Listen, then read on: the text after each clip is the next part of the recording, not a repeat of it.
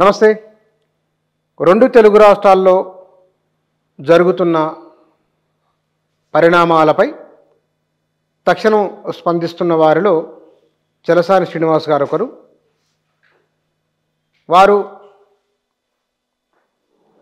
రెండు ప్రభుత్వాలు, ప్రభుత్వ అధినేతలు, రెండు అధికార పార్టీల విపక్షాల నాయకుల వ్యాఖ్యలపైన కూడా విశ్లేషణ కూడా వారిది ఉంటున్నది. తాజాగా ఆంధ్రప్రదేశ్ డిప్యూటీ సీఎం పవన్ కళ్యాణ్ చేసిన వ్యాఖ్యలు తెలంగాణ ప్రజలను తీవ్రంగా బాధించినాయి. దీంతో పాటుగా అక్కడ జరుగుతున్న మరికొన్ని పరిణామాలు, ఇక్కడ జరుగుతున్న పరిణామాలపైన వారి విశ్లేషణ ఏమిటో తెలుసుకుందాం. వారు మన దగ్గర ఉన్నారు. సార్ నమస్కారం అండి. నమస్కారం అందరికీ నమస్కారం. సార్, నేను ఈ మధ్యకాలంలో గమనించిన ఒకానొక అంశం, మొదలేమో రాజకీయాల్లో లేకున్నప్పటికీ అక్కడక్కడ మాట్లాడేవారు మాట్లాడతారు అనుకున్నాను, కానీ మీరు జెన్యూన్గా చాలా విషయాలు స్పందిస్తున్నారు. దీంట్లో మీకు దీనివల్ల మాట్లాడాలన్న ప్రయోజనం మీరు రాజకీయ ప్రయోజనం ఉండే స్కోప్ లేదు. ఇష్టపడినండి. ద్రవిడవాదాన్ని ఎత్తుకున్న వారిలో మీరు ఒకరున్నారు. బలంగా వాయిస్ వినిపిస్తున్నారు. పవన్ కళ్యాణ్ కూడా ఆ మధ్య ఆయన నార్త్ సౌత్ అని అప్పట్లో ఆయన కూడా మాట్లాడిన వారే. మీరు ఒక వ్యాఖ్య విన్న పవన్ కళ్యాణ్ మీద చాలా తీవ్రంగా స్పందించారు. మీరు తెలంగాణ వారిని అవమానించారని. ఎందుకంత మీకు బాధ కలిగింది? మీరు ఆంధ్ర మేధావుల ఫోరం నాయకులు కదా, తెలంగాణ అంటే మీకెందుకు అంత బాధ కలిగింది? ఏమి వేషమరనీది, ఏమి భాష ఎరనీది అంటూ అన్య భాషలు నేర్పి ఆంధ్రంబురాదనుచు సకిలించు ఆంధ్రుడా చావవెందుకురా అన్నది కాళోజీ నారాయణరావు గారు ఆంధ్ర అనే పదాన్ని తెలంగాణలో ఉన్న తెలుగు వాళ్ళని ఉద్దేశించి మాట్లాడారు. ఆంధ్ర అనేది విస్తృత సమానార్థంలో ఉందని.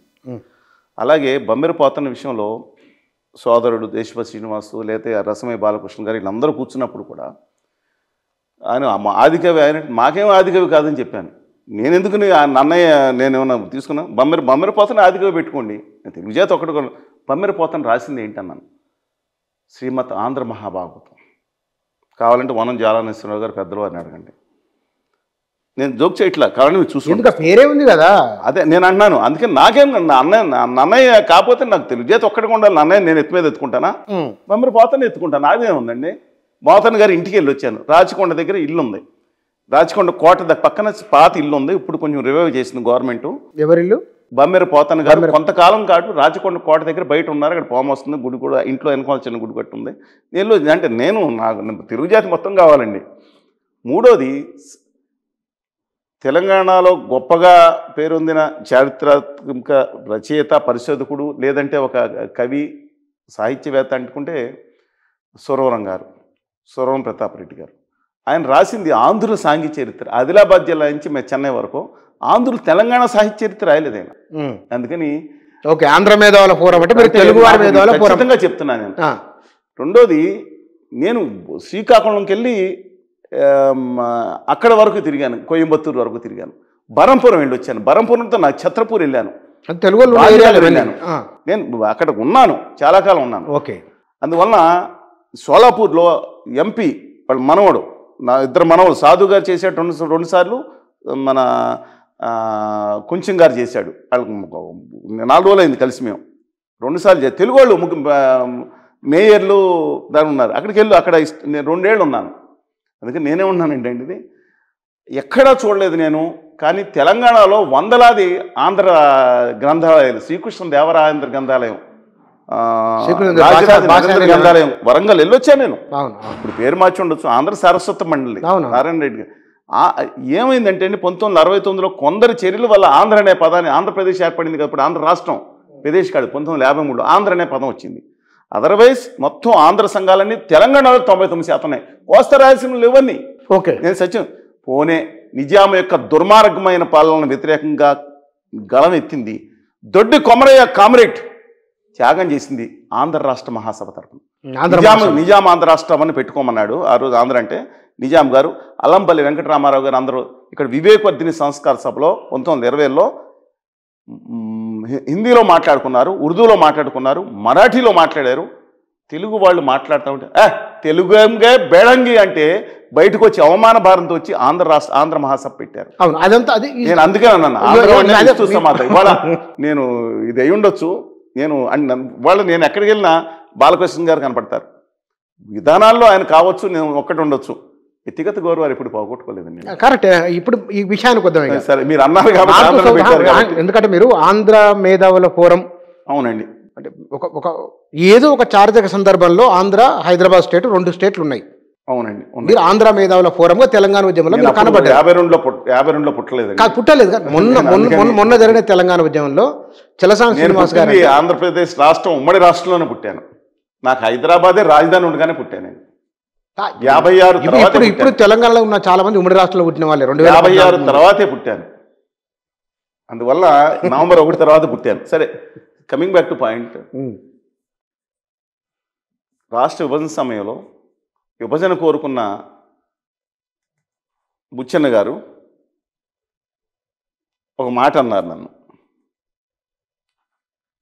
ఎక్కడ? జస్టిస్ శ్రీకృష్ణ కమిటీ ముందు. గుర్తుందా మీకు? ఉంది. పరుషంగానే ప్రశ్నించారు.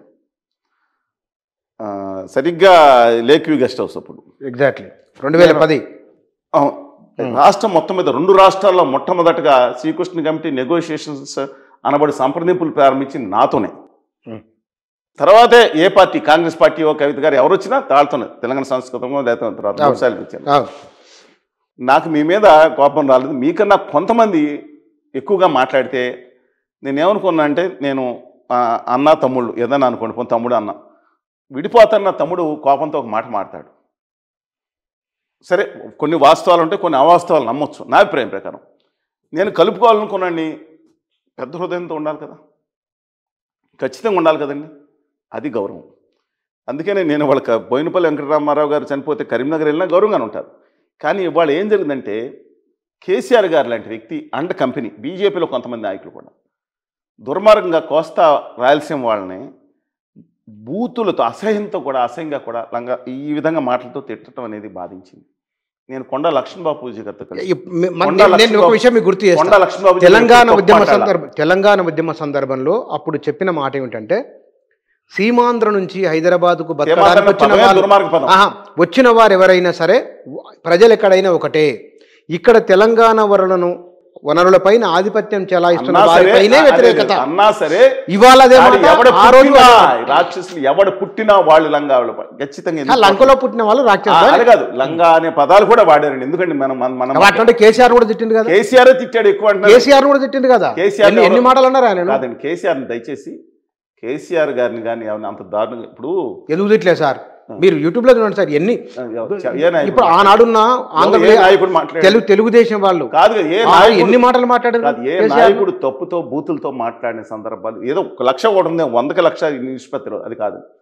ఒక్క ఉద్యోగ నాయకుడు మాత్రం కేసీఆర్ అనేది వ్యక్తి బహుశా ఈ తెలుగు రాష్ట్రాలలో కేసీఆర్ పడినన్ని తిట్లు జాతి పుట్టిన తర్వాత తెలుగు జాతి పుట్టింది ఇంకెవడు తిట్టు కూడా ఉండదు, 2 ఉన్నాయి పక్కన పెట్టండి. కానీ నేను ఎప్పుడన్నా మాట్లాడాను ఎవరి గురించి? 30 సంవత్సరాల్లో మీరు ఎవరిని మాట్లాడలేదు, నేను వినలేదు. మాట్లాడినవా? మాట్లాడతారు. నా సోదరుడు నేను తిట్టుకుంటానా? ఒకటి, ఆ ఉద్యోగ నాయకుడు ఉన్నాడు కదా, ఒక నీచుడైన ఉద్యోగ నాయకుడు, అతను మీటింగ్ పెట్టి తెలంగాణ యొక్క మహిళల వస్త్రధారణ మీద వ్యక్తి చేశాడు. నీచుడు. దాన్ని అంకమరావు గారు రోజుకి గంటకు 4 సార్లు వేశారు, మీరు కూడా వేయించారు. నేను సమాధానం చెప్పలేదు. తప్పులేదు, కాదు ఎదవ మాట్లాడినప్పుడు మీరు వేస్తే తప్ప. ఒక ఎదవ, ఒక దరిద్రుడు, ఒక నికృష్టుడు వాళ్ళ వల్ల కాదండి రాష్ట్రం విడిపోయింది. ఇలాంటి వాళ్ళ కల కదా, ఆర్థిక అంశాలే మొత్తం ఒక హేళన చేయడం వల్ల ఒక కారణం కదా. నేను చెప్తున్నా, ఇప్పుడు మీరు అన్న దీనికి కూడా వస్తున్నాను. అలాగే తినే తిండి మీద మాట్లాడాడు, అది తప్పండి, నేను ఖండించాను. అందుకని మీరు అన్నారు కదా, ఆ రోజే ఖండించినప్పుడు ఉద్యమ పీక్లో నేను దూరం వాళ్ళు రాకుండా జగడపాటి గాలిగోపాల్ గారు, సారీ ఆయన పేరు ఉంది, ఎంపీ గారు జగడపాటి అని మీరు అంటారు, లగడపాటి గారు, సారీ ఆయన మీద కోపం ఉంటుందేమో. ఆయన ప్రోత్సహించి ఇలాంటి వాళ్ళని తీసుకొచ్చి ముందు పెట్టిన మాట వాస్తవం. మమ్మల్ని నన్ను సభలో మాట్లాడకుండా లెవెల్ బస్ స్టాండ్లో అడ్డుకున్న దుర్మార్గమైన రాజకీయ నాయకులు. నేను సభ వెనకమాల నేను ఉంటే నన్ను 3 సార్లు అక్కడ గాయం పాటించిన గదిలి శ్రీనివాస్ గారు మా తోదరుడు పాడించి, శ్రీనివాస్ మాత్రం మేము ఈ మీటింగ్లో మాట్లాడకుండా ఆపేసి సభలో మధ్యలో ఉన్నాను, నేను ముఖ్యమైన పాత్రలో ఉన్నాను. సభ అవగొట్టేశారు కొంతమంది, చాలా కుట్రలు చేశారు. ఎందుకంటే ఏ కోశాన అన్నా నేను తెలంగాణ సమాజంలో ఉన్నదాన్ని వాళ్ళ ఆర్తిని హక్కును చేర్చుకుంటానేమో, నేను చేర్చుకుంటాను. విద్వేషవాదం కాదు నాది. అన్నదమ్ముల అనుబంధం ఒక మాట అంటాడు, ఇలా అని మాట్లాడేది ఎందుకని sir? Coming back to your point, మీరు అన్నారు కదా తెలుగు జాతి 13.5 కోట్ల తెలుగు జాతి ఈ ప్రపంచంలో తెలుగు జాతి ఉండాలి. ఒక మాట కోసం ప్రత్యేక తెలంగాణ ఉద్యమ సందర్భంలో నిజంగానే ఆనాడున్న భావోద్వేగాలు, ఆనాడున్న మీడియా అనివార్యం, చూపక తప్పదు. అంటే చాలా కాలం తర్వాత తెలంగాణ నుంచి 1-2 మీడియా సంస్థలు వచ్చినాయి. 1-2 నేను గౌరవిస్తానండి. ఎప్పుడు నన్ను మిమ్మల్ని మల్లన్న గారు ఏదో కామెడీ చేశారు కదా. అయితే మీరన్నట్లుగానే ఆనాడు ఉద్యమ సందర్భంలో మాట్లాడుకున్న ఆగిపోయింది. పవన్ కళ్యాణ్ ఒకరోజు వీర తెలంగాణని మాట్లాడతాడు ఆయన, ఒక్కొక్కసారి ఏమో 2 తెలుగు రాష్ట్రాలు. Pawan cinema hero, Andhra Pradesh deputy ముఖ్యమంత్రి సనాతనవాది గారు ఆమెన్ అని చెప్పారండి. అంటే ఆయన గురించి మనం మాట్లాడుకుంటే చాలా ఉంది. ఎందుకంటే వైబ్రేషన్స్ వచ్చేస్తాయి. ఎందుకంటే మా ఇంట్లో ఎప్పుడు ఆయన అంటారు, చిన్నప్పుడే నేను బాప్టిజం తీసుకున్నాను, అంటే క్రిస్టియానిటీ స్వీకరించాను, యేసు దేవుడిని మా ఇంట్లో ఎప్పుడు పూజించుకున్నాను, యేసు దేవుడి పటం కూడా ఉండేది. మీకు కావాలి వీడియో వేసి చెప్పండి, అందరికీ ప్రజలు తెలుసుకోవాలి. తప్పు అంటలే నేను. వాళ్ళిద్దరు పిల్లల్ని ఆర్థోడాక్స్ క్రిస్టియన్ కింద పెంచుతాను, వాళ్ళకు కూడా క్రిస్టియన్స్ తప్పేం లేదు అని అన్న మనిషి వెంటనే మార్చుకుని మా ఇంట్లో రామనామం జపించేవారు. నేను అన్అపలాజెటికల్ ఆర్య సనాతనవాదిని ఆమెన్ అన్నారు. ఆమెన్ అంటే నాకు అర్థం కావట్లేదు, అసలు జనం తలకే బద్దలు కొట్టుకుని వచ్చేస్తున్నాయి. అందుకని ఆయన గురించి మనం విచిత్రంగా అసలు పొద్దున ఒకటి మాట్లాడతాం, మధ్యాహ్నం ఒకటి మాట్లాడటం, సాయంత్రం ఒకటి ఖండించడం. అయితే ఇప్పుడు ఆ మాట మీకు అర్థం కాలేదు. మొన్న వారు ఎక్కడనో కోస్తాలో ఒక దగ్గర మాట్లాడుతూ తెలంగాణ వారి దిష్టి తగిలి ఇక్కడ కొబ్బరి పంట పోయింది అన్నారు. కొబ్బరి చెట్ల 2 జిల్లాల మీద దిష్టి కొట్టింది అన్నారు. అంటే మరి దాని మీద వెంటనే వాళ్ళ అభిమానులు కేసీఆర్ గారి మీద మాట్లాడతారు. వాళ్ళకి మాట్లాడే హక్కు ఉందో లేదనేది పోరాటం చేసిన కాదు. అసలు ప్రత్యేక తెలంగాణ ఉద్యమంలో కేసీఆర్ గారు తిట్టినప్పుడు వీళ్ళు ఏళ్ల పండారు. నేను నిలబడ్డాం, నాతో వేదాలను ఎదుర్కొన్నాం, దాడులు ఎదుర్కొన్నాం. పోలీసులు 2+2 గన్మెన్స్ ఇచ్చారు, అది వేరే సంగతి. ఎలాంటి విషం పరిస్థితుల్లోకి వెళ్తే ఇచ్చారా, ఎవరు బెదిరించారా, ప్రాణాలు నిలబడ్డాం. గవర్నమెంట్ ఇచ్చింది కదా, నేను కాదు కదండి. అపార్ట్ ఫ్రమ్ దట్ ఎవరు ఎలాంటి పనులు ఉన్నారు, ఎలాంటి బాధలు పడ్డామో తెలుసు. కోర్టులో కేసుల విషయంలో విద్యాసాగర్ రావు గారు నేను విభేదించాను. నీటిపారుదల విషయంలో అందరికీ న్యాయం కాదు, 1 సైడే న్యాయం కావాలన్నారు ఆయన. గుత్తా సుఖేందర్ రెడ్డి గారు వీళ్ళ మీద కోర్టులకు వెళ్ళాను నేను. కోర్టులో 6 కేసులు ఉన్నాయి. కానీ అప్పుడు కించిత్తు మౌనం కూడా వేడకుండా బయటకుండి హంసతూలికా తల్పాల మీద సేనిస్తూ సినిమాలు చేసుకునేవాళ్ళు ఏ రోజన్నా బయటకు వచ్చి మాట్లాడారా? సార్ ఒక మాట ఆయన మాట్లాడారు. తెలంగాణ ఉద్యమంలో మీరు ఒక మాట అన్నారు. తెలంగాణ ఉద్యమం సందర్భంలో కేసీఆర్ తిట్టిండు అన్నారు. మీరు తిట్టం కాదు, బూతులు కాదు, మా చాలా మంది కేసీఆర్ చాలా మంది తిట్టారు, 100 మంది తిట్టారు. ఇక్కడ నేను మళ్ళీ అంటే ఎందుకు వచ్చింది ఆ వాతావరణం అంటే, నిజంగానే అటువైపు నుంచి హైదరాబాద్లో ఇండ్లు కట్టుకున్న వాళ్ళు, వ్యాపారం చేసేవాళ్ళు, వివిధ రకాల పనులు చేసుకున్న వాళ్ళు లక్షలాది మంది ఉన్నారు. రాష్ట్ర రాజధాని కాబట్టి ఎస్ వస్తారు, ఉండాల్సిందే. ఇండియాలో ఎవరెక్కడైనా ఉండవచ్చు. ఇండియాలో అన్నకన్నా ఎక్కువ ఇండియాలో మీరు అంటే వాళ్ళు ఎందుకు వచ్చిందంటే 610 ఉద్యమం వచ్చినప్పుడు మహారాష్ట్ర నుంచి ఉత్తరప్రదేశ్ అన్ని పోలీసులు అందరూ ఉద్యోగాలు తెచ్చుకుని ఇక్కడ ఉంది సర్దార్జీలు కోస్తా రాయలసీమ పోవాలనే విధంగా తప్పంటున్నా. అంటే మీకు ఉత్తరప్రదేశ్ నుంచి రావచ్చు. నేను చెప్పను సరే మాట్లాడండి. డిసెంబరు 7, 2009 అన్ని రాజకీయ పార్టీలు తెలంగాణ ఇస్తే మాకు అభ్యంతరం లేదు అన్నారు. చంద్రబాబు గారు అలా చేయి చూపించారు. అవును అన్నారా? అన్నారు. అన్న తర్వాత రాజకీయ పార్టీలు కాదు, ఎంఐఎం పార్టీ, సిపిఎం పార్టీ తప్ప వాళ్ళిద్దరు ముందు సమైక్యవాదంతో ఉన్నారు. వాళ్ళ ఇంపాక్ట్ పెద్దగా ఏం లేదు. ఓవైసీ గారు నాతో సరే ఓకే, వాళ్ళిద్దరిని వదిలేద్దాం. వాళ్ళు ఏమన్నారు, వాళ్ళు దూరంగానే ఉన్నాడు. దానికి ఇష్టమేమో సిపిఎం ఏమన్నది, ఇస్తే అడ్డుకునేది లేదు, మేము అడ్డుకునే శక్తి లేదు, మేము వ్యతిరేకిస్తాము కానీ మా భుజాల మీద కాల్చొద్దన్నారు. కానీ ఆ అసదుద్దీన్ ఓవైసీ గారు మేము ఖచ్చితంగా వ్యతిరేకిస్తాం, కావాలంటే రాయల్ తెలంగాణ చేసుకోండి, కానీ మేము మాత్రం సరే. ఆ ఇద్దరు ఆనాడు ప్రాబల్యం చూపిన తెలుగుదేశం, బీజేపీ, ప్రజారాజ్యం, కాంగ్రెసు అందరూ ఒప్పుకున్న వాళ్ళే. ఏ నిర్ణయం తీసుకున్నా ఓకే అన్నారు. డిసెంబర్ 9 నాడు ప్రకటన చేసిన తర్వాత రాజీనామాలు మొదలుపెట్టిండ్రు. అంటే అప్పుడు తెలంగాణలో బలవన్మరణలు కొనసాగినాయి. 100 మంది చనిపోవడానికి కారకులు ఎవరు? చనిపోయారండి, చెప్పలేదు. చెప్తా సార్, ఇది అయిన తర్వాత అదేంటి సార్? ఇది అయిన తర్వాత అది జరిగింది. రాజకీయ నాయకులు కనుక ఆనాడు వాళ్ళు అట్లా వ్యవహరించకుండా మాట కట్టుబడి ఆంధ్రప్రదేశ్లో ప్రజలను ఒప్పించగలిగి ఉంటే కనుక రాజీనామా చేసింది ఎవరు? లగడపాటి రాజగోపాల్ ఆయన నిమ్స్ పరిగెత్తుకొని రావడం ఇదంతా చేసింది. గందరగోళం జరిగిన తర్వాత అటు సమైక్య ఉద్యమంలో చనిపోయినారు అనామకులు, తెలంగాణ ఉద్యమంలో యువకులు, ఇన్నోసెంట్ పీపుల్ వాళ్ళు తెలంగాణ వస్తుందో రాదో ఒక్కళ్ళు గుర్తుపెట్టుకున్నారా? చెప్తున్నా. అంటే కేసీఆర్ చిట్టిండు అని అంటే ఇంతమంది మరణాలకు కారణమైన రాజకీయ పరిణామాలు ఉన్నప్పుడు తిడతాం మొదలుపెట్టి 2000 మీరు 2009లో చెప్తున్నారు, 2001 నుంచి తిడతాం మొదలు. అలాగే తెలంగాణలకు వంట చేసుకోనికి రాదు, వాళ్ళకు బట్టలు కట్టుకోనికి రాదు, తినడానికి రాదు. ఎవరు అన్నది లాస్ట్ 2013లో ఆ దిక్కుమాల ఉద్యోగ నాయకుడిని ఈ రాజగోపాల్ గారు పెట్టిన డిస్కషన్ ఎక్కడ పోతుంది. మీరు కావాలంటే 1952-53లో వరంగల్లో ఆంధ్ర నుంచి వచ్చిన టీచర్లు అది తెలంగాణలో మీకు చదువు రాదా, మీకు కల్చర్ లేదా, అవి నేర్పుతున్నామని జయశంకర్ గారితో నేను మీటింగ్ పెట్టింది నేనే కదా, నా సభ దానికి వచ్చాను కదా. 2 రాష్ట్రాలకి జయశంకర్ గారితో కోదండరామ్ గారితో 2 రాష్ట్రాల మధ్యన మేధావుల సమావేశం గత 70 సంవత్సరాల నుంచి పెట్టింది నేనే కదా. నన్ను తిట్టింది జోగి రమేష్ గారు, ఇప్పుడు వైవి రాజేంద్ర ప్రసాద్ గారు పొజిషన్ ఉన్నారు, ఎక్కడ నన్ను తిట్టింది ఎవరో.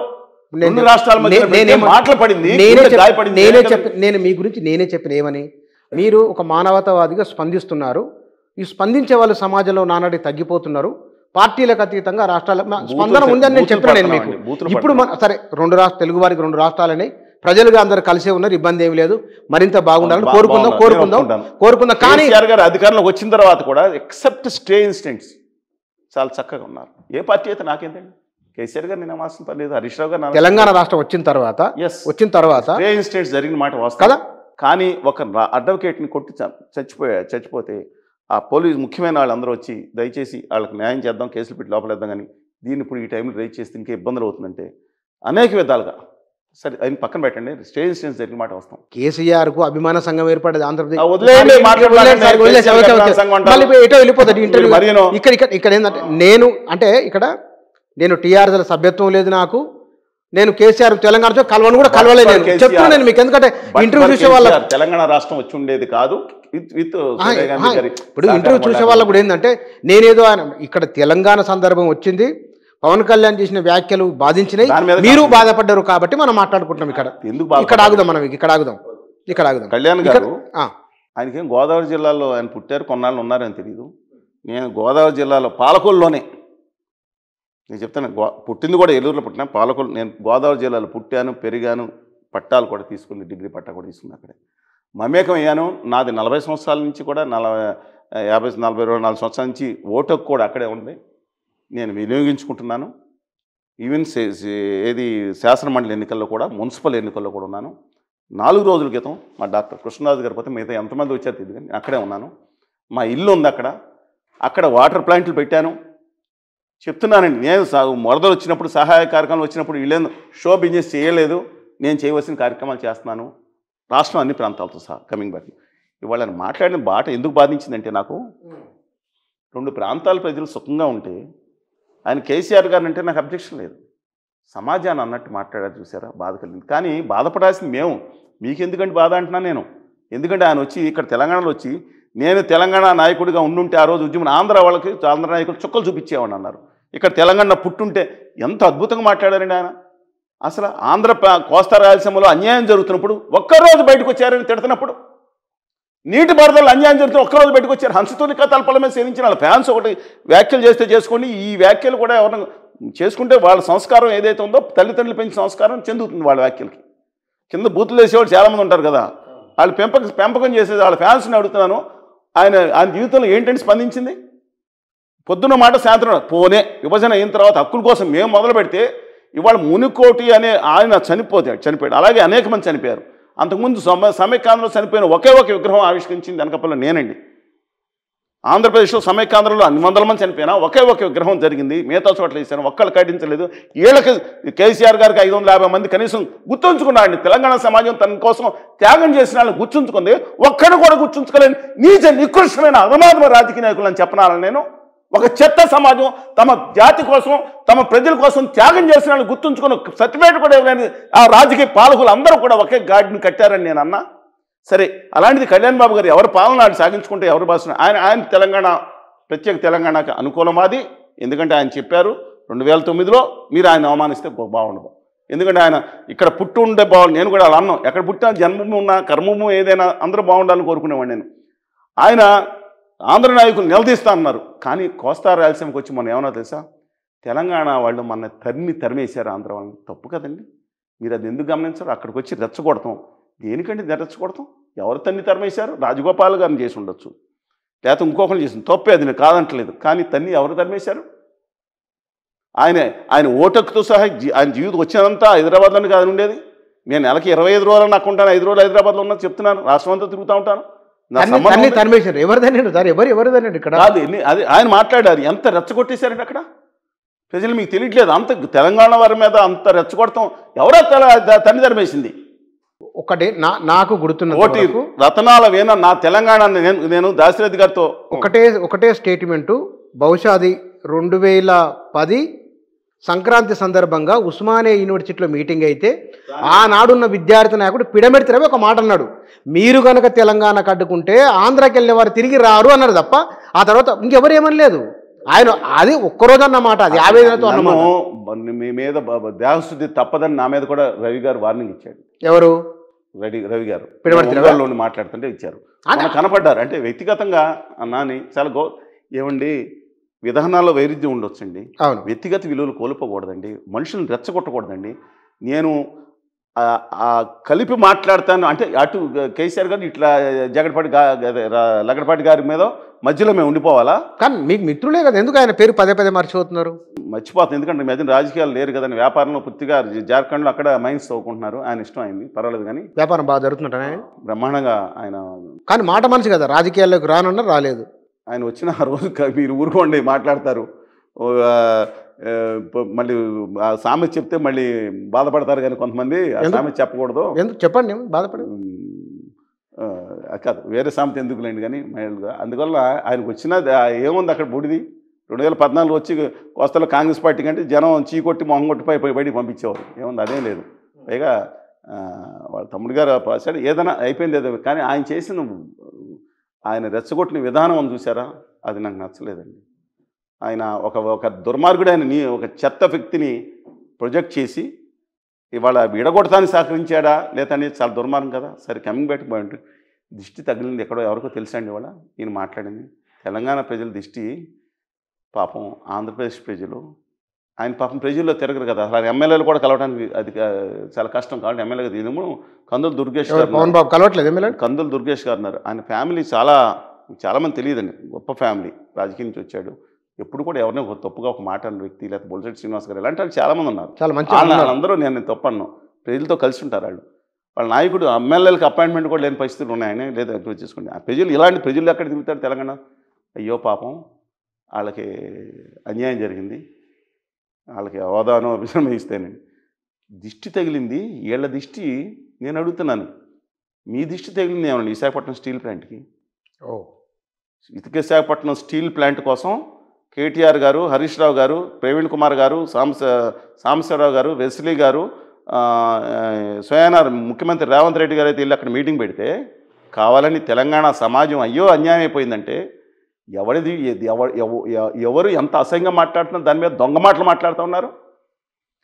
6100 మంది ఉద్యోగస్తులను గత సంవత్సరం తీసేస్తే దాంతో 400 మంది 500 మంది తెలంగాణ బిడ్డలు ఉండొచ్చు, మిగతా అంటే అన్నానండి. ఏం ఒక్క కరుణలతో ఒక్క మాట కూడా లేకపోయారే, సపోర్ట్గా మాట్లాడుతున్నారే. ఇవాళ తెలంగాణ ఎవరి దిష్టి తగిలింది? సాయిరెడ్డికి ఏం సంబంధం? కరీంనగర్లో ఉన్న సాయిరెడ్డికి లేదా కొత్తగా వరంగల్లో ఉన్న వాళ్ళకి, మహబూబ్నగర్లో ఉన్న వాళ్ళకి ఏం సంబంధం అని విశాఖ ఉక్కు ఆంధ్రులు ఎక్కడ ప్రాణాలు అర్పించారు? మర్చిపోయారా? జ్ఞాపశక్తి పోయింది వీళ్ళకి. తెలంగాణలో ఉన్న సమాజం ప్రాణాలు అర్పించిన విశాఖ ఉక్కు ఆంధ్రుల హక్కని, అది బాండింగ్. ఒకే సహోదరులు మేము, నివాళులు నమ్ముతున్నామే. నేనెప్పుడు నా కంఠంలో శ్వాస ఉండగా చెప్తాను, తెలుగు జాతి ఒకే మానసి ముక్కలైపోయి ఉండొచ్చు 3-4 చోట్ల. వాళ్ళ అభ్యున్నతి తప్ప నాకు నా జీవితంలో మానవీయ కోణం ఆ 2 తప్ప ఇదే ప్రాధాన్యత నా తీసుకుని నేను ఎప్పుడైతే 100 సార్లు చెప్పాను. ఇప్పుడు పవన్ కళ్యాణ్ రెచ్చగొడుతుంది దేనికంటే వాళ్ళ ఫ్యాన్స్ బయలుదేరి అద్భుతమైన ఫ్యాన్స్ ఉన్నారు. ఆయనకి ఒక అభ్యుదయవాదంతో చెగివేరు ఉన్నప్పుడు అద్భుతమైన ఫ్యాన్స్ ఉన్నారు. వాళ్ళకి దిష్టి ఎక్కడ కొట్టారో తెలుసా? వీళ్ళు ఆంధ్రప్రదేశ్కి విభజన హామీలు వస్తే 10 లక్షల మంది యువత 100% రాయితీలు తెచ్చుకుంటే పారిశ్రామిక అధిపతులుగా తమ కుటుంబాలకు గౌరవం తీసుకొస్తూ తమ గౌరవం తీసుకొస్తూ తమ పెంచిన పుట్టిన ఓళ్ళకు గౌరవం తీసుకొచ్చే మనుషులు దెబ్బ కొడితే గుజరాతీ గద్దలు తన్నుకుపోతే వీళ్ళు ఆంధ్రప్రదేశ్ రాజకీయ నాయకులు దిష్టి తగిలిందండి వాళ్ళకి. మా యువతరానికి దిష్టి, మాకు అక్కడ ఉన్న యువతరానికి దిష్టి కొట్టారు. ఇంకోటి దిష్టి ఏంటండి? దిష్టి కొట్టింది అక్కడ ఆదాని గారా అంబానీ గారు దిష్టి కొట్టారు లేదు. ఇంకోటి చెప్తాను, పెన్నా ప్రతాప్ రెడ్డి గారు, మనం చేస్తారు మాట్లాడుకోండి. పెన్నా ప్రతాప్ రెడ్డి గారు ప్యాంట్రీకి దిష్టి కొట్టింది ఎవరో? మీ గుజరాతీ ఉత్తర ఆదాని ఆర్య సనాతనవాద బ్యాచ్. మహబూబ్ నగర్ జిల్లా గద్వాల రాజా గారు, జీవి కృష్ణారెడ్డి గారు ఎయిర్పోర్ట్ దిష్టి కొట్టింది ఎవరో? మీ ఉత్తర ఆర్య సనాతనవాదులు కాదు. మీ డివిఎస్ రాజు గారి గంగవరం పోర్టుకి దిష్టి కొట్టింది ఎవరో? మీ ఉత్తర ఆర్య సనాతనవాదులు. మా మధు గారి ప్లాంట్కి దిష్టి కొట్టింది ఎవరు? ఉత్తర ఆర్య సనాతనవాదులు. గంది మల్లికార్జునరావు గారు పవర్ ప్లాంట్ రెండుటికి తీసుకుంది ఉత్తర ఆర్య సనాతనవాదులు. కృష్ణపట్నం పోర్టు కొట్టేసింది ఉత్తర ఆర్య సనాతనవాదులు కాదండి? ఒక్క మాట మాట్లాడట్లేదు దాని గురించి మీరు. మార్వాడి నక్క పల్లి ఫ్యాక్టరీ ఒకటి కొత్తగా వస్తే దానికోసం బంద్ చేస్తున్నారా? ఒక క్యాప్టెన్ మనిషి ఇప్పించిన పేరు దిష్టి కొట్టింది ఎక్కడండి? తెలంగాణ ప్రజలు అంటే ఏంటి అంటే క్యాజువల్గా రిఫరెన్స్ చేసి ఉండొచ్చు, కానీ వాళ్ళ ఫ్యాన్స్ కొంతమంది మాట్లాడుతున్నాను. దయచేసి గవర్నమెంట్ మీద కోరుతా ఉన్నాను. ఎస్, ఆయన అభ్యుదయవాది ఒకప్పుడు, ఇవాళ ఉత్తరాది సనాతనవాది ఏంటండి? నేను ఇప్పటి వరకు వెంకటేశ్వర స్వామి, ఎస్ హిందూగా, నేను హిందువునే ఉన్నాను, వెంకటేశ్వర స్వామి అవుతాను, కానీ ఏం మాట్లాడారు? టిల్ నౌ మేము Venkateswara Swamy Tirupati Balaji, from now will go back to Ayodhya. ఆయన అయోధ్యను కూర్చొచ్చిన కుటుంబమా?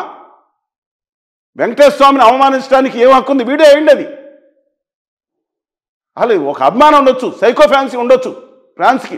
వెంకటేశ్వరం అవమానించి, ఆంధ్రులు అవమానించి, ఆంధ్ర ప్రత్యేక హోదా కోసం ఆత్మార్పణ అమర దీక్ష చేస్తాను. ఎక్కడ పోయింది అమర దీక్ష? ఇంకో ప్రత్యామ్నాయం లేదన్నారు కదా. దిష్టి తగిలింది రాజకీయ నాయకులు. ఇవాళ చంద్రబాబు నాయుడు గారు కానీ, కళ్యాణ్ బాబు గారు కానీ, జగన్మోహన్ రెడ్డి గారిని వీళ్ళందరూ కేంద్రంలో ఉత్తర ఆర్య సనాతనవాదులకి బాధ్యత చేస్తుంటే ఏడ దిష్టి తగిందని నేను అంటున్నాను. లేకపోతే హక్కుల గురించి ఎందుకు మాట్లాడరు? 2019 తర్వాత ఉధృతంగా ఉద్యమం చేసాం మేము. 90% మీడియా వేయలేదు. పదే చెప్తున్నాను, దానికి నేను బాధ్యుని కదా. ఎక్కడ ఏం లోపం చేశాం? మమ్మల్ని తిట్టుకున్నారు, అందరూ కలిసి తిట్టుకున్నారు. ఆంధ్ర తెలంగాణ మీటింగ్ పెట్టినప్పుడు తిట్టింది మీరు కాదా? కానీ సార్ ఒక మాట, పవన్ కళ్యాణ్ నియోజకవర్గంలో దళితులపైన దాడులు జరుగుతున్నాయని చూసినది సోషల్ మీడియా. పిఠాపురం కాన్స్టిట్యున్సీలో నిజమేనా అది? జరిగినాయండి, అంతకు ముందు కూడా జరిగినాయి. ఇవాళ సరే ఆయన స్పందించవచ్చు, నేను దాని గురించి రాజకీయ నేను ఎందుకు పర్టికులర్గా వ్యాఖ్యలు ఆయన మీద కాదు, ఇది మాత్రం నాకు బాధ కలిగింది. ఎందుకంటే ఆంధ్ర తెలంగాణ ఈయన ఎక్కడ ఉన్నారండి అసలు? నన్ను ఒక మాట కేసీఆర్ గారిని తిడతాను. తెలంగాణ ప్రజలు కోస్తా జిల్లాలో వచ్చి భూములు కొనుక్కున్నది లేదు, ఆడొచ్చి వ్యవసాయం చేసి మరి చేసిందో నాకు తెలియదు. కానీ ఆయన నియోజకవర్గంలో ఒక వీడియోలు చూసాను. ఆయన నియోజకవర్గంలో దళితులపైన దాడులు జరిగినప్పుడు సినిమాలో ప్రజల కష్టం వస్తే హీరో వస్తాడు, ఈయన శ్రీకాకుళం పోతే ఏం పిల్లడో ఏం వస్తామని పాటలు పాడిండు. అక్కడ తెలంగాణలో మీటింగ్లు పెడితే కనుక తెలంగాణ వీర తెలంగాణ వీరనారి చాకలి ఐలమ్మ అన్నారు. ఆంధ్ర వాళ్ళకి సుక్కలు చూపిస్తారు ఆంధ్ర నాయకులకి. ఆయన ఏమన్నాడు? నేను ప్రశ్నిస్తాను సామాజిక న్యాయం అని మాట్లాడే అతను తన సొంత నియోజకవర్గంలో జరుగుతున్న సామాజిక వివక్ష పైన ఎందుకు స్పందించట్లేదు? అంటే పని ఒత్తిడిలో ఉన్నారా ఏమి? ఇప్పుడు బాగానే ఉన్నా, దాదాపు 8 నెలల పాటు హైదరాబాద్లో సినిమా షూటింగ్లో ఉన్నారని, 8 నెలల ఆయన కార్డు కానీ అక్కడ కెమెరా రికార్డింగ్ చూసినా సరే కనీసం 2 రోజులు పొద్దున్న సాయంత్రం వరకు, పొద్దున్న 10 గంటల సాయంత్రం 5 గంటల వరకు ఆఫీసులు కూర్చున్న సందర్భాలు లేవని సెక్రటరియట్లో ఇంతకుముందు ఆరోపణలు చేశారు ప్రతిపక్ష పార్టీలో. అవుఫార్ ఇట్ ఇస్ డిఫరెంట్. కానీ ఆయన ఇష్టం అండి, సినిమాలు చేయడం తప్పేం కాదు. అద్భుతమైన సినిమా, చాలా అద్భుతంగా సినిమా ఉంది. ఓజీ కూడా అద్భుతమైన సినిమాలు, ఇంకా 2-3 ఉన్నాయి సినిమాలు వచ్చే ఉన్నాయి, చేస్తారు, తప్పేం లేదు. కానీ ఏంటంటే అది రాజకీయంగా నేను ఆయన స్పందించడం జరిగింది దాని మీద. కానీ అప్పుడు సుగాలి పీతి కేసు మీద స్పందించడం జరగలేదు. ఇంకా మిగతా విషయాలు చాలా ఉన్నాయి మాట్లాడుకుందాం. కానీ బట్ అన్ఫార్చునేట్ నేను ఏమన్నా క్యాజువల్ రిఫరెన్స్ అని ఆయన అనుకున్నాం, ఒకవేళ చేశారనుకున్నాం. కోమటిరెడ్డి గారు ఏంటంటే మాట్లాడేది, సినిమాలు ఆప్ చేస్తారా ఏందండి? అక్కడ సినిమా టోపే గ్రూప్ అయితే సినిమాలు ఆప్ చేస్తారా? ఏదో ఏకఛత్రపత్యం అనుకున్నారా? మరి ఆయన ఓకే ఆయన సారీ చెప్తారనుకున్నాం. మరి కోస్తా రాయలసీమ ప్రజల మీద మాట్లాడిన నాయకులందరి చేత సారీ చెప్పించి ముక్కుని ఆలరాయిస్తారా ఏంటండి? వన్ సైడ్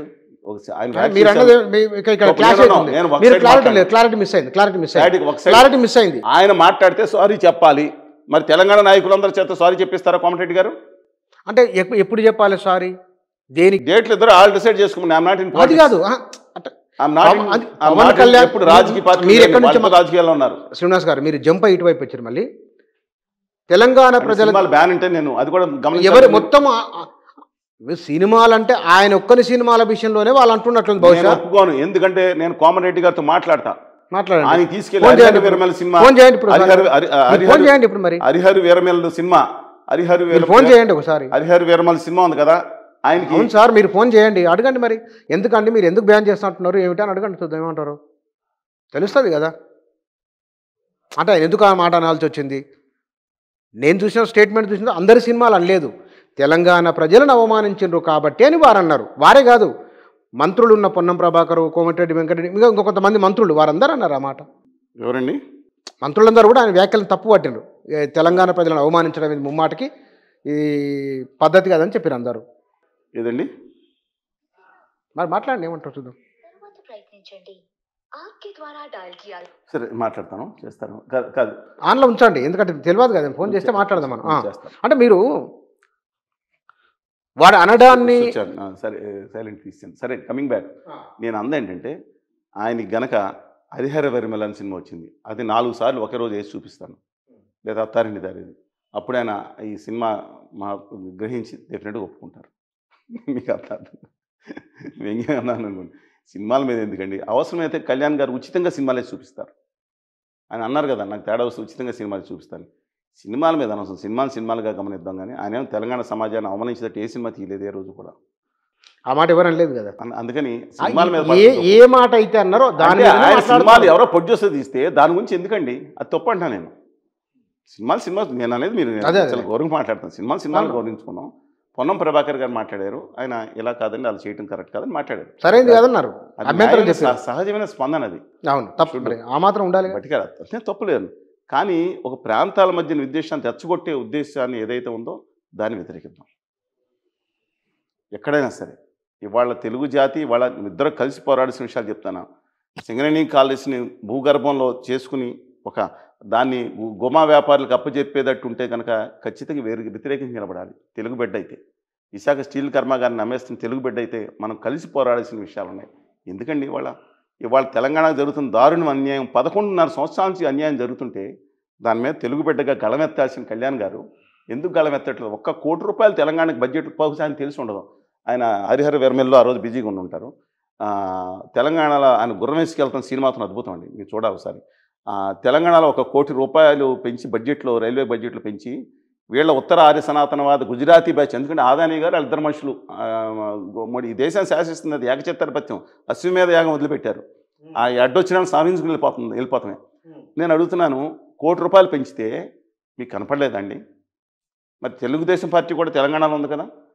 అదే వాళ్ళు గుజరాత్కి 8,400 కోట్లు పెంచారు క్రితం సంవత్సరం. కానీ తెలంగాణ పెంచింది ₹1 కోటి. విచిత్రం ఏంటంటే తెలంగాణకు రికార్డ్ బడ్జెట్ అని పేపర్లో వస్తే చప్పట్లు తెచ్చేసుకున్నారు. రేవంత్ రెడ్డి గారు కూడా ఏం చేస్తారో నాకు అర్థం కావట్లేదు.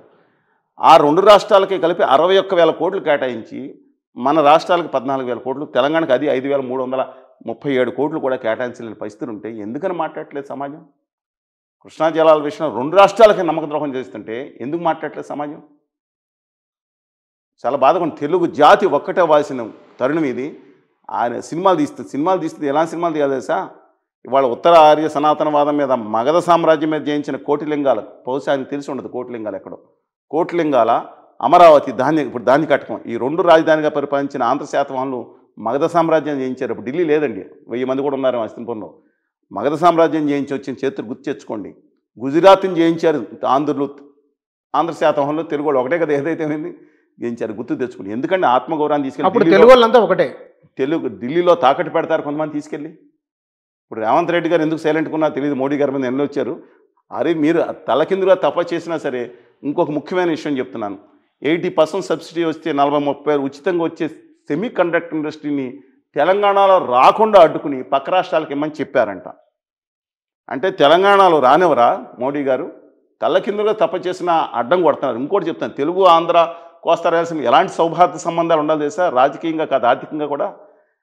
మా గర్భం, ఎస్ మేమున్న ఊళ్ళో, మేమున్న చదువుకున్న ఊళ్ళో ఓఎన్జీసీ చేసి మాకు ఆట లేకుండా చేశారు, షెడ్ వేసి మా గ్రౌండ్ ఆక్యుపై చేసి. అయినా సరే ఆ గ్యాస్ ఉంది చూసారా, నేను అనలేదు, గౌరవనీయ గుజరాత్ ఉన్న మోడీ గారు వచ్చి తెలంగాణలో వచ్చి ఆ గ్యాస్ని తెలంగాణలో కూడా ఇస్తాం, ₹100 చొప్పున. మీరు అందరూ గ్యాస్ వాడుతున్నారు కదా ఇంట్లో, మధ్యతరగతి వాళ్ళు, ఏదో ఎగువ మధ్యతరగతి దిగువ తరగతి, గ్యాస్ని మీకు అన్లిమిటెడ్గా కదే. ఒక గ్యాస్కి మా భూగర్భంలో ఉన్న గ్యాస్, మా భూగర్భంగా తెలుగు జాతి భూగర్భంలో ఉన్న గ్యాస్ దాన్ని ఆంధ్రప్రదేశ్ తెలంగాణకి ఇచ్చిన తర్వాత బయటకు ఇమ్మని చెప్తున్నా. ఎస్, నా డిమాండ్ అది. ప్రతి ఇంటికి మీరు హామీ ఇచ్చారు, మీరే వాళ్ళు దోచుకుపోతున్నారు మీ గుజరాత్కి, ఉత్తరాదికి. ఎస్, శ్రీకాకుళంలో ఉన్న గ్యాస్ని మీ గుజరాతీ మార్వాడి వ్యాపారులు అక్కడ పట్టుకుపోతున్నారు. తెలంగాణకు రావాల్సిన గ్యాస్ని ఇక్కడ ఇచ్చి ఇక్కడ ఇంటింటికి ఇవ్వాల్సిన గ్యాస్ని తీసుకెళ్ళి అక్కడ పట్టుకుపోతా ఉన్నారు.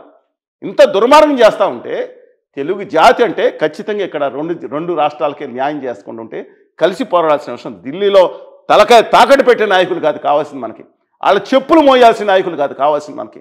ఆత్మగౌరవంతో నిండబాల్సిన తెలుగు జాతి ఉండాల్సిన గాలో. ఎందుకంటే ఒకరికొకరు తగులు పెట్టుకుంటారు.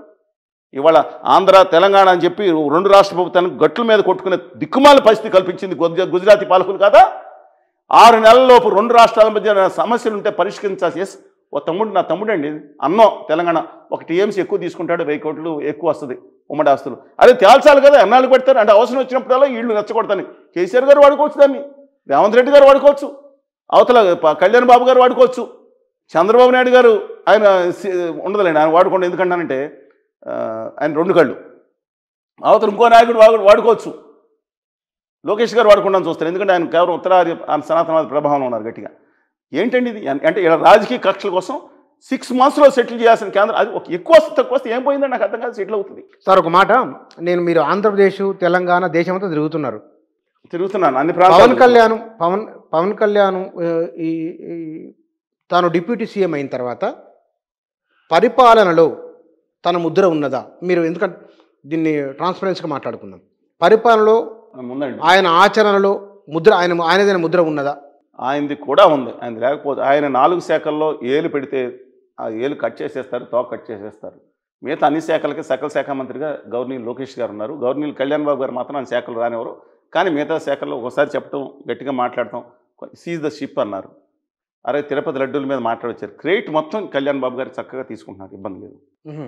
పాజిటివ్ నోటే ఉందండి. అంటే వారు రాజకీయాల్లో అంటే చాలా భావోద్వేగాలు పతాక స్థాయిలో ఉండే ఆ వ్యక్తి రాజకీయాలు ఉన్నాయని అనుకోను. అది కావాలని ఆయన సినిమా నటులు, చాలా అద్భుతమైన సినిమా నటులు. అందుకని అది నేను చెప్పగలుగుతాను. ఎందుకంటే నేను వ్యక్తిగత సంభాషణ ఆయన ఏం మాట్లాడారు నేను చెప్పలేదు మీకు. కానీ ఆయన ఒక సందర్భంలో నేను మాట్లాడినప్పుడు ఏంటంటే అంటే ఆయన నో ఎవ్రీథింగ్, ఎలా చేయాలో అద్భుతమైన నటుడు, రాజకీయ నాయకుడు, ఎంతోమంది ఫ్యాన్స్. నేను ఒకటి చెప్తాను, కోస్తా తెలంగాణ రాయలసీమలో ఎక్కడైనా సరే ఒక చోట మీటింగ్ పెడితే 25,000 మంది రూపాయి లేకుండా నిలబడి అంటే సినిమా మీద రాజకీయాలు ఉన్నవాళ్ళు ఆయన ఒక్కడే. రాసుకోండి మీరు, నిజామాబాద్లో మీటింగ్ పెడితే 25,000 మంది మనుషులు ₹1 సినిమా హీరో ఎవరైనా మరి ఇంకెవరు లేరు కదా. మరి చిరంజీవి వస్తే కనుక మరి 10 లక్షల మంది ఏదన్నా రండి. ఇప్పుడు ఇవాళ ఎవరు ఇంకో నాయకుడు ఉన్నాడా? కేసీఆర్ గారు మీటింగ్ పెడితే 25,000 మంది రూపాయలు లేకుండా మీటింగ్ పెట్టుకుంటూ వస్తారా? రేవంత్ రెడ్డి గారు మీటింగ్ పెడితే కొడంగల్ కూడా తోలుకు రేవంత్ రెడ్డి సినిమాలో లేడుగా. ఆయన సినిమాలో ఉండాలి, ఈయన రాజకీయ ఉండవు. యాక్ట్ చేయమని అనసూయవతి 15,000 మంది వచ్చారు. ఎవరండి? అనసూయ ఏమన్నా ఇక్కడ షాప్ ఓపెనింగ్ వెళ్ళిపోతే అక్కడ కూడా 15,000 నాయకులు కాదు కదా ఆవిడ. సినిమా నటులు కాబట్టి రాజకీయ నాయకులు. But the only one at present Rama Rao వచ్చారు ఒకప్పుడు వేరే సంగతి. ప్రజెంట్లో ఉన్న నాయకుడు 2 రాష్ట్రాలు కళ్యాణ్ బాబు గారు. ఆయనకి ప్రాణాలు ఇప్పించే ఫ్యాన్స్ ఉన్నారు, ఆయనకి బలమైన వర్గం అండ ఉంది. ఇవన్నీ కూడా it's not a small joke అండి ఆయనకి ఇవాళకి. కానీ అన్ఫార్చునేట్లీ ఏంటంటే ఉత్తర ఆర్య సనాతనవాది ఆమెనుగా మారిపోయారు చూసారా. ఆంధ్రప్రదేశ్ హక్కుల కోసం మాట్లాడకుండా. అసలు మీరు ఆయన పొగుడుతున్నారా, విమర్శ చేస్తున్నారా, ఏం అర్థమవుతలేదు. ఆయనకున్నంత చరిస్మా ఇవాళ కూడా చెప్తున్నా అండి. ఒక పిలిపిస్తే ప్రాణాలు ఇప్పించేవాళ్ళు. కానీ వాళ్ళ కోసం ఏం చేసేది ఏంటంటే దురదృష్టం. నేను మారాలని కోరుతున్నాను. అసలు 10 లక్షల మందిని 10 లక్షల రూపాయలు కాన్స్టిట్యున్సీకి 500 మంది చొప్పున ఇస్తానన్న మాట అద్భుతమైన మాట. తెలంగాణలో చెప్పలేదు. ఇంతవరకు 1 సంవత్సరం అయిపోయింది, ఇవ్వలేదు. 2వ సంవత్సరం కూడా వచ్చింది, మరి ఇస్తారని అయిపోయింది కాన్స్టిట్యున్సీకి 500 మధ్యన. అలాంటిది ఆయన చెప్పకుండా ఉత్తరాది సనాతనవాదం మాయలో పడిపోయి, రే మీ మంత్రికి చెప్తాను ఉపాధి ఇప్పుడు లేదు కాబట్టి స్టెంట్ స్కూల్స్ పెట్టమంట. పిల్లల్ని స్టెంట్ స్కూల్స్ పెట్టమంటే యువతకి స్టెంట్లు నేర్పాలా? తర్వాత యాక్సిడెంట్ రేట్ చేయండి. ఎనర్జీ ఎక్కడ పోతే యాక్సిడెంట్ రేట్ చేస్తే యాక్సిడెంట్లు అయిపోయినాయి, చనిపోయారు కూడా. దీనివల్ల అని చెప్పట్లేదు. అది ఆయన చెప్తున్నారా? ఆయన మారాలని కోరుకుంటున్నా. ఆయన అంటే ఒకప్పుడు చాలా అనేక మంది 100 మంది ఉంటారు. నాకు మహాత్మా జ్యోతిబాపుల నుంచి మించిన ఎవరు లేరండి, ఆయన ఎవరితో పోల్చలేను. కానీ ఒక అద్భుదేవాది ఉండే ఆయన, చెగువేర అభ్యుదేవాది ఉండే ఆయన ఉత్తర ఆర్య సనాతనవాది ఆమెనుగా మారిపోయినందుకు బాధ కలుగుతుంది. మారాలని తిరిగి ఆంధ్రప్రదేశ్ యువతరం, తెలంగాణ యువతరం యొక్క నమ్మక ద్రోహం చేస్తున్న ఆ ఉత్తరాది ఆర్య సనాతనవాదం పోరాడాలని కోరుకుని పాజిటివ్గా ఆయన మీద కోరుకుంటున్నాను. మీరు ఈ 2-3 ఇంటర్వ్యూలలో వరుసగా చూసాను నేను. ఉత్తరాది సనాతనవాది, ఉత్తరాది సనాతనవాది ఏమి ఎట్లా? మీరు ద్రవిడు, అవును, నేను ద్రావిడిని, ఈ దేశ మూలవాసుల్లో ఒక భాగం మనం, అంతే. నాకు అన్యాయం మనకి అన్యాయం చేస్తా, దక్షిణాది కాన్స్టిట్యున్సీలు కూడా అన్యాయం చేస్తా, ఉత్తర ఆర్య సనాతనవాదం ఎంతవరకు సిచ్యుయేషన్కి వెళ్ళిపోయిందంటే ఇవాళ నేను చాలా డీప్ మాట్లాడుతున్నాను. ఇక్కడ మైసమ్మ టెంపుల్ ఉంది, ఒక 50 ఉంటాయేమో చుట్టుపక్కల. దేశాలమ్మ, ఎల్లమ్మ, మావుళ్ళమ్మ, ఇవన్నీ కూడా బొడ్డురాయి దేవతలు. ఇవన్నీ ఇక్కడ తెలంగాణలో కానీ ఆ కోస్తా రాయలసీమ కానీ మనిషికి బాధ కలిగినప్పుడు దేవుడిని అక్కడ కావాలించుకున్నాం, గుడిలోకి వెళ్ళో మాట్లాడు. ఎప్పుడు మీడియేటర్లు ఉండేవారు కాదు, వేరే భాషలో దేవుడికి అర్థం కాదని మాకు చెప్పలేదు. స్థానికులు, బీసీలు అందరూ ఉండేవారండి. అట్లాంటిది గత 40-50 సంవత్సరాల నుంచి నెమ్మదిగా నేను చూస్తే ఇప్పుడు ఆ మైసమ్మ టెంపుల్ పక్కన మైసమ్మ దేవి అని పక్కన పెట్టారు. విగ్రహాలు మార్చేసి కొత్త విగ్రహం పెడదామని చెప్పి ఎక్కడో 6 దేవతల విగ్రహాలు తీసుకొచ్చి పెట్టే పై తీసుకొచ్చి ఆ ఎల్లమ్మ పక్కన, మైసమ్మ పక్కన ఇంకొక 6 దేవత పేరు తీసుకొచ్చి ఇప్పుడు మైసమ్మ పేరు పక్కన పెట్టేశారు. దేవాలయం రూపించి ఇంకో కొత్త మీడియేటర్ వచ్చాడు. మాకు తెలియని భాషలో, అంటే దేవుడికి మా తెలుగులో చెప్తే అర్థం కాదా? చాలా మీరు దేవుడికి మా భాషలో చెప్తే అర్థం కాదు, మళ్ళీ మీడియేటర్ వేరే భాషలో చెప్పాలా? అది ఇండో యూరోపియన్ భాష. హిందీ అనేది యూరోపియన్ ఇండో భాష అండి. మళ్ళీ నేను రిపీట్ చేస్తాను, దానికి లిపి లేదు, హిందీకి లిపి లేదు, అది యూరోపియన్ ఇండో భాష. నా తెలుగు భాష, తమిళ, మలయాళ, కన్నడ, తుళు కానీ, బహ్రాయి, గోండు, కోవి, కువి, కురుక్క భాషలు కానీ, అది బహ్రాయి భాష సింధు నాగరికత బలూచిస్తాన్లో ఉండొచ్చు, ఇక్కడ మిగతా భాషలు ఇవన్నీ ఈ దేశ మూల భాషల్లో, ద్రావిడ భాషల్లో దీన్ని తొక్కేస్తూ ఉంటే ఉత్తర ఆర్య సనాతనవాదం. ఆఖరి దేవుడు చెప్పుకున్నాను కూడా ఏ గుళ్ళోకి వెళ్తారు చెప్పండి మీరు? ఇక్కడ బిర్లా టెంపుల్ని అంటే ఇవన్నీ పవన్ కళ్యాణ్కి ఏం సంబంధం?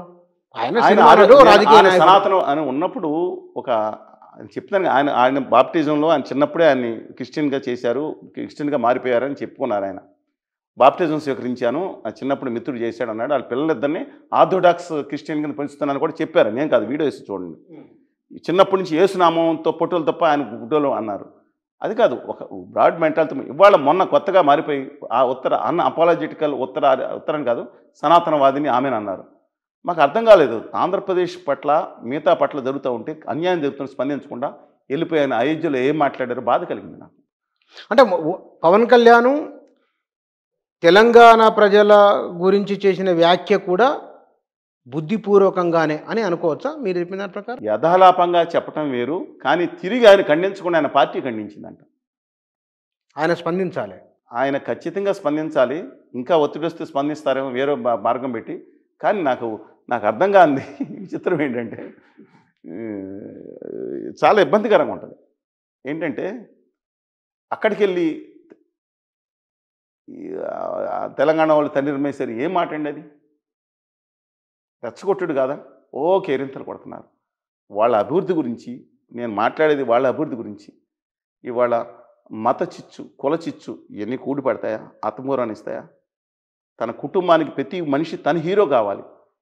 ఇప్పుడు కళ్యాణ్ గారు నేను చెప్పనుగా అనేక మంది ఫాల్స్ హీరోస్ ఉన్నారు. వీళ్ళని పూజిస్తే ఏమొస్తుందండి?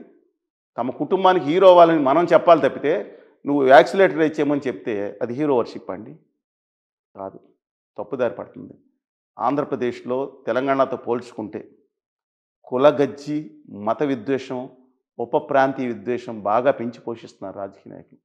తెలంగాణలో తక్కువ ఉండేది, ఈ మధ్యన అది కూడా పెరుగుతుంది. దురదృష్టవశాత్తు కనబడుతుంది. అట్లా కులపిచ్చి కనొస్తుంది తెలంగాణలో పెరుగుతుందని నాకు అనిపిస్తుంది. నేను చూస్తుంది పూర్వం మా ఊళ్ళో కూడా అంత లేకపోయినా తెలంగాణలో మాత్రం ఎక్సెప్ట్ దొర సంగతి వదిలేయండి. దొర అంటే నాటు కులం అండి, గడీలు దొరకు తప్ప మిగతా అందరూ అయ్యా మా అంకుల్ బాగున్నావా, బావా బాగున్నావా, ఒకళ్ళకొకళ్ళు ఆత్మీయ కులం కూడా తెలిసేది కాదు చాలా. ఇప్పుడు తెలంగాణలో వచ్చిన ఏపీలో కూడా గుణాత్మకమైన మార్పు కనబడుతున్నది. బీసీలు, ఎస్సీలు ఇంతకుముందు కొంత విడివిడిగా ఉన్న, ఇప్పుడు కలిసే మానసికంగా వ్యవస్థ సిస్టంలో కిందున్నాము అందరం ఒకటే భావన బలపడుతున్నట్టున్నది. అది బలపడితే పర్వాలేదు, బలపడుతున్నట్టు పర్వాలేదు. కానీ మాలా మాదిగలో కూడా నేను డెప్త్ అవి కూడా కొంచెం కలిసిపోయే. ఇక్కడైతే మన జరిగిన విషయంలో కృష్ణమాదిగ గారు మాట్లాడిన విషయంలో కానీ నేను మిగతా చోట్ల గమనిస్తున్నాను, అనేక మంది గమనిస్తున్నాను, సమావేశాల్లో గమనించాను. ఇవాళ తాడిత పీడిత వర్గాలు పోరాడాల్సిన సమయం ఇది, కలిసి ఏకమే. నేను ఒకటే ఆశ్చర్యకరంగా చాలాసార్లు గమనించాను. తెలంగాణ చాలామంది తెలియదు, ఈవెన్ ముఖ్యమంత్రి గారు కూడా తెలియదు చాలా కాలం అనుకుంటున్నాను. పాత ముఖ్యమంత్రి గారు కొత్త ఎవరు కానీ తెలంగాణ నుంచి వెళ్ళిన బిడ్డ అలా కుటుంబం మారుతి సాంబశివరావు గారు మారుతీరావు గారు మహారాష్ట్ర ఉమ్మడి రాష్ట్రానికి ముఖ్యమంత్రి అయ్యాడు. ఒక బీసీ బిడ్డ. తెలంగాణలో ఎంతమంది తెలిసింది? నేను చెప్తున్నాను, ఒక బీసీ బిడ్డ ఇవాళ కర్ణాటక మహాత్మా జ్యోతిరావు పూలే కూడా ఆదిలాబాద్ అన్నాడు తెలంగాణ. ముఖ్యమంత్రి అయ్యాడు అంటున్నానండి. తర్వాత కర్ణాటక ప్రస్తుత ముఖ్యమంత్రి ఎవరండి? సిద్ధరామయ్య యాదవ్. కేరళ ముఖ్యమంత్రి ఎవరు? పినరయి విజయన్ గౌడ్. తమిళనాడు ముఖ్యమంత్రి ఎవరు? దక్షిణామూర్తి గారు అబ్బాయి సోయానా స్టాలిన్ గారు. ఒక నాయి బ్రాహ్మణ కుటుంబానికి చెందిన వ్యక్తి. పక్కనున్న మధ్యప్రదేశ్ ముఖ్యమంత్రి ఎవరు? మన యాదవ్ సోదరుడు. సారీ, అది ఛత్తీస్గఢ్. కానీ తర్వాత ఒరిస్సా ఇవాళ ఆదివాసి. అంతకుముందు మన గొమాంగో తెలుగు సంబంధాలు అంటే పాండిచ్చేరి ముఖ్యమంత్రి ఎవరు? మన మత్స్యకార కుటుంబానికి చెందిన రంగస్వామి గారు. పక్కన ఉన్న 8 రాష్ట్రాల్లో బలహీన వర్గాల ముఖ్యమంత్రులు అయ్యారే. ఆంధ్రప్రదేశ్ దళితుడు కూడా ముఖ్యమంత్రి అయ్యాడు, ఉమ్మడి రాష్ట్రానికి అయ్యాడు. గొప్పవాడు, మహాన్ చేతులు నమస్కారం పెట్టుకోవాల్సిన అతి కొద్ది మంది నాయకుల్లో దామోదర సంజయ్ దేశంలో మొదటి దళిత ముఖ్యమంత్రి, దేశంలో పిన్న వయసులో ముఖ్యమంత్రి అయిన వ్యక్తి, దేశంలో మొదటిసారి కాంగ్రెస్ పార్టీకి అధ్యక్షుడిగా దళిత వ్యక్తి. అగ్రకుల అహంకార పదఘట్టల కింద నలిగిపోయాడు. ఒక లెటర్ రాశాడు, కళ్ళం నీళ్ళు వస్తాయి, మనకి రక్తం వస్తుందండి అంతా. కానీ సరే జరిగింది. బీసీ ఎందుకు ముఖ్యమంత్రి కాలేకపోయాడు? తెలంగాణలో 50% అబో, ఆంధ్రప్రదేశ్లో 40% అబో ఉన్నారు కదా. ఎందుకు కాలేకపోయారు? మెజారిటీ రాష్ట్రాల్లోనే ఎందుకు కాలేకపోయారు? మెజారిటీ బీసీలే. ఖచ్చితంగా నేను ఎందుకంటే ఇప్పుడు నేను పక్క రాష్ట్రంకి వెళ్తే నేను బీసీఏ, ఒక రాష్ట్రంకి వెళ్తే ఏదైనా కానీ సరికి ఏదైనా తాడిది పెద్ద వరకు అంటే మోడీ గారిలాగా మోదిగచ్చి కాదు. పుట్టుకతో ఓసీలో పుట్టి ఇది వేసుకుని ఒక వెజిటేరియన్గా ఉన్నంత మాత్రాన ఆయన ఇవాళ మారిపోయాడంటే నేను నమ్మను. ఆయన అహంభావం ఒక వ్యక్తి మారిపోవటం కాదు, ఆయన వ్యక్తిత్వ ప్రదర్శన బట్టి కూడా ఆధారపడి ఉంది అతను ఏ వర్గం అని. అందుకనే ఎస్సీలు బీసీలు వివాహ సందర్భంలో వాళ్ళ వచ్చినప్పుడు హైకోర్టు ఏం చెప్పిందంటే, ఒకవేళ ఎస్సీ తెల్లున్నా పెరిగిన నేపథ్యం బట్టి కూడా ఆ ఎవరి దగ్గర పెరిగాడని దాన్ని బట్టి రిజర్వేషన్ వర్తిస్తుందని జడ్జిమెంట్ ఇచ్చింది. హ్యుమానిటీతో కూడిన వ్యాఖ్య అది. సార్, ఒక జడ్జిమెంట్ అది. ఈ మొత్తం వివాదంలో అంటే పవన్ కళ్యాణ్ ఆ మాట మాట్లాడిన తర్వాత రాజకీయ నాయకులకు ఇలాంటి వ్యాఖ్యలు చేయడం యథాలాపంగానా లేకపోతే బుద్ధిపూర్వకమా? నేను మళ్ళీ అడుగుతున్నాను. అది ఆయన అర్థం చేసుకుంటున్న దానికి ఒక పెద్ద డిక్షనరీ కావాలండి. కానీ నా ఉద్దేశం ప్రకారం ఆయన ఒకసారి వ్యాఖ్య చేయలేదు, ఇంతకుముందు కూడా వాళ్ళ తండ్రి వ్యాఖ్య చేశారు. అందుకని ఆ ప్రజల్లో అక్కడికి వెళ్ళి అక్కడ రెచ్చగొట్టే విధానంతో వ్యాఖ్య చేయడం. ఇప్పుడు కోస్తా రాయలసీమ సమైక్యాంధ్ర ఉద్యమం జరిగినప్పుడు తెలంగాణ రెచ్చగొట్టే విధంగా వ్యాఖ్యలు చేశారు. మీరు కాదు, తెలంగాణ ఇంకా ఎక్కువ చేశారు. ఇది బుద్ధిపూర్వకంగా చేసింది, రాజకీయ లబ్ధి కోసం తమ కోసం చేసుకుంది. కానీ ఆయన యథాలాపంగా చేసిన ఆయన వెంటనే ఖండించకపోవటం చూసారా, ఏదో మిగతా వాళ్ళు చేద్దాం, అది నేను ఎలా అర్థం చేసుకోవాలో తెలియదు. నేను ఒక బాధ కలిగేది ఏంటంటే, మీకెందుకు బాధ అండి నాకు అర్థం కాదు. నేను తెలంగాణలో పుట్టి ఉంటే అని మాట్లాడతాం, కానీ లేకపోతే తెలంగాణ ఆంధ్ర నాయకులు చుక్కలు చూపించేవాడిని అని మాట్లాడతాం. వాళ్ళు తెలంగాణ కోసం నేను మీ ప్రాణం ఏదో చాలా మాట్లాడినప్పుడు మేము బాధపడాలి కదా కోస్తా రాయలసీమ వాళ్ళు. అసలు మా హక్కుల కోసం ఆయన ఉద్యమించట్లేదని, అక్కడ యువతని నాశనం పెట్టేటట్టు ఆ హోదా విభజన హామీలు లేకపోతే కాడి పడేశారని, అలా పోలవరం ప్రాజెక్టుని సర్వనాశనం చేసేటట్టు బడ్జెట్లో డేటా స్టోరేజ్ ప్రాజెక్ట్ చరిత్రలో ఇండియా చరిత్ర లేకుండా మేము మొత్తుకుంటే 35 మందికి నేను లేఖలు రాస్తే కనీసం దాని మీద ఆయన రివర్స్లో మన ప్రజల నెత్తి మీద పొళ్ళు ఒడగొట్టి శస్సులు చేద్దాం అన్నట్టు మాట్లాడారని అక్కడ వాళ్ళు బాధపడాలి. కానీ మీరు బాధపడతాం ఏంటి నాకు అర్థం కాదు. అయోమయం, అంతర్ధానం, విచిత్రంగా ఉంటుందండి పరిస్థితులు. ఏం మాట్లాడినా వీర ఫ్యాన్స్ బయలుదేరుతారు, బూతులు తిడతా ఉంటారు. ఎందుకు అర్థం కాదు. వాళ్ళ అభివృద్ధి కోసం నేను మాట్లాడుతున్నా, తెలుగు జాతి ఆత్మగౌరవం కోసం మాట్లాడుతున్నా, తెలుగు జాతి సమైక్యత మానసిక సమైక్యత కోసం నేను మాట్లాడుతున్నాను. ఇప్పుడు బాలసుబ్రహ్మణ్యం గారి విగ్రహం మీద కొంతమంది మాట్లాడారు, సరే అది వేరే సబ్జెక్ట్ అనుకోండి. నేను అంటున్నాను, బాలసుబ్రహ్మణ్యం గారు ఎవరికి చెవులో చెప్పలేదు, నేను పాడలేదు ఇంతవరకు. అది కొంతమంది మాట్లాడారు, రామకృష్ణ గారు మాట్లాడారు, నా మిత్రుడు అందశ్రీ గారు ఉన్నారు. అందశ్రీ గారికి నా గౌరటంగాన్ గారికి పరిచయం లేదండి. నేను ఆంధ్రజ్యోతితో ఒక ఆర్టికల్ రాశాను, ఏదో మాట్లాడుతుంటే ఆన్లైన్ కౌలు తిడతా ఉంటే పల్లె కన్నీరు పెడుతుందన్న గౌరటి వెంకన్న కానీ, మాయమైపోతున్నాడన్న మనిషి అన్న అందశ్రీ కానీ తెలంగాణకు ఎలా పరిమితం చేస్తారు మీరు? ప్రపంచం గర్వించదగ్గ తెలుగు జాతి గొప్ప కవులు నేను మాట్లాడితే అందశ్రీ కౌలించుకున్నాడు గౌరటి వెంకన్న. ఆ రోజు తెలంగాణ ఉద్యమంలో కూడా మా ఊరు తీసుకెళ్ళాం, అందశ్రీ గారిని సన్మానం చేయించుకున్నాం. మీరు అన్నారు కదా విగ్రహం, గుండె లోతుల్లో మా ఇంట్లో ఫంక్షన్స్కి అయినా సరే వచ్చేవాడు ఆయన. విగ్రహం ఏర్పాటు పైన మీరేమంటారు? మరి ఏమంటున్నారు? మళ్ళీ వేరే విషయం ఖచ్చితంగా తప్పులేదండి. అది కాదండి, ఘంటసాల గారి విగ్రహం ఉంది. ఘంటసాల గారు కూడా మీరు మీరు ఎవరు చెప్పలేదు కదా, మీరు కోమటిరెడ్డి గారు కాదు, వేరే సరే అది కాదు, చెప్పలేదు కదా. వాళ్ళ ఆయన మీద ఎందుకండి, ప్రపంచం గర్వించదగ్గ గిన్నిస్ బుక్ ఆఫ్ వరల్డ్ రికార్డులో ఉన్న ఒక గొప్ప గాయకుడు అండి ఆయన. ఎవరి మనోభావాలు గాయపరచలేదు. ఎవరో ఒక రాజకీయంలో ఆ రోజు రెచ్చగొట్టి ఉండొచ్చు, కానీ ఇవాళ నాకు అర్థం, మహారాజా అగ్రసేన్ విగ్రహం ఉండొచ్చు మీ దగ్గర, మన దగ్గర ఈయన విగ్రహం ఉండకూడదంటే ఆయన ఏదైనా ఆ పక్కనే రవీంద్రబాద్లో మూల ఓ పక్కన చెట్ల మధ్యలో ఆయన ఉంది, ఇంకొక ఎవరు కనపడదు కూడా కనపడదు పెట్టుకుంటానంటే సరే ఏదన్నా. కానీ నేను అందశ్రీ గారి విగ్రహం అంటే ఎస్ కుదిరితే ఖచ్చితంగా నేను ఆంధ్రప్రదేశ్లో ఎక్కడన్నా అదే అంటానండి. మీరు మళ్ళీ రెండో విషయం, మీరు నాకు కనపడింది ఏంటి ఇక్కడ ఎందుకు తిరుగుతున్నారు తెలంగాణలో అని చెప్పి 8 సంవత్సరాల క్రితం నాకు మళ్ళీ మీరు కనపడ్డారు. అప్పుడప్పుడు కనపడుతూ ఉంటారు మీరు ఎక్కడో ఆదిలాబాద్లో. నేను అన్నాను తెలంగాణలో చెంచుల గూడాల్లో నేను తిరుగుతున్నానంటే హెల్త్ క్యాంప్ 3 రోజుల నుంచి పెడుతున్నాను, మీరు లాస్ట్ రోజు వచ్చారు.